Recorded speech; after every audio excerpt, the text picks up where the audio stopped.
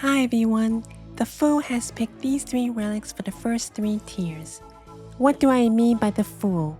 I am the Fool, a player that's going to be focusing on using only ranged in leagues and only focusing doing things I care about and ignoring the min-max meta strategies. So what is the Fool's goal on the first day of leagues? To unlock the ability to cut Zygamite's hair strands at the Anaconia farm, which would give me a tremendous amount of fletching experience. The reason why is because this Fool wants to get a head start at getting the highest tier of arrows, so I don't have to worry about the tier of my arrows later on, because the Fool is also mainly going to be using ranged in leagues.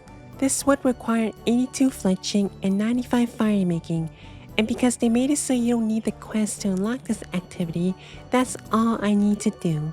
Because I picked the woodcutting relic, it shouldn't be so difficult to get 95 fire making.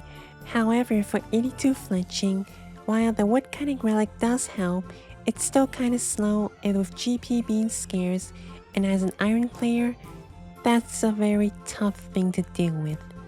With the goals laid out, let's see how I started my journey into my first ever leagues as the Fool. I went through the journey on stream, so it's going to be a lot of information, so I'm just gonna summarize it. I spent most of the early hours of leagues chopping some trees and getting that woodcutting and fire making XP up. Then often I would either be leveling some random skills or fooling around with weekly minigames, which were actually quite helpful. Dungeoneering, because I thought dungeoneering would be easy, cheap ways to level up my skills, but it kinda backfired, because very often it was actually slower experience. Troll Invasion gave me a huge boost for my fletching. Despite training a bunch of random skills in different ways, I mostly tried to focus on ranged crafting, fletching, woodcutting, and fire making.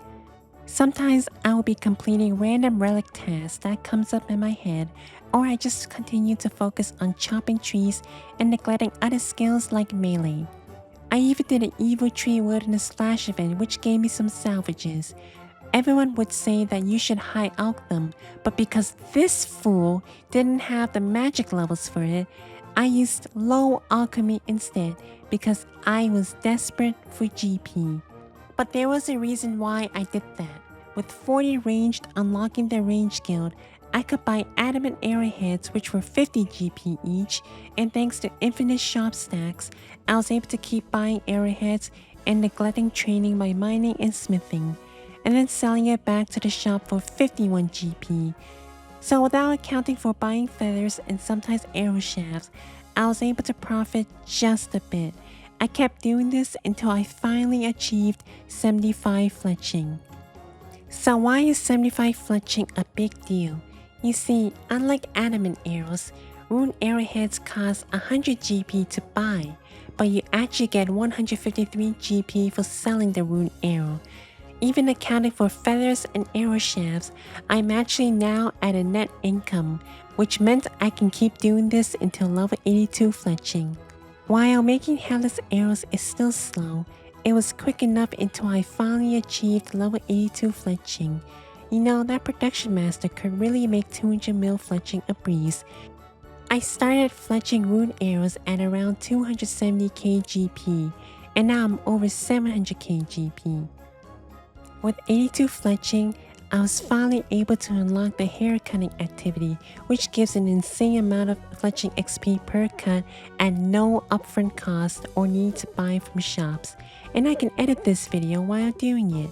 I can even sell these hair strands to the general store and make lots of GP. Or if I need a reliable source of bowstrings, I can also turn them to fungal bowstrings.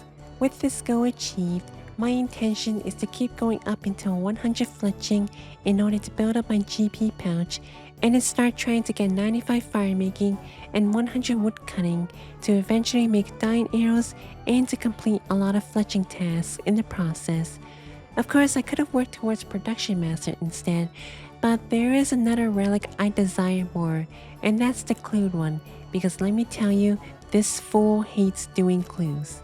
But until then, that'll do for the first episode of The Fool Plays Ranger in Leagues. If you enjoyed this, leave a like and subscribe. Thank you for watching, and bye bye.